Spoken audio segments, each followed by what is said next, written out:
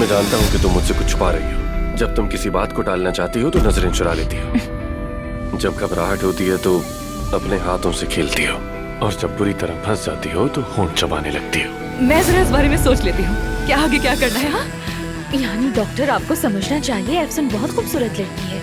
उसे देखकर कोई भी मर्द अपना दिल हार सकता है। किसी ने अफसून को फूल भेजे हैं, पता है तुम्हें? तुम क्यों इतनी दिलचस्पी ले रहे हो इन सब में? कहीं तुम भी तो अफसून के आशिक नहीं हो?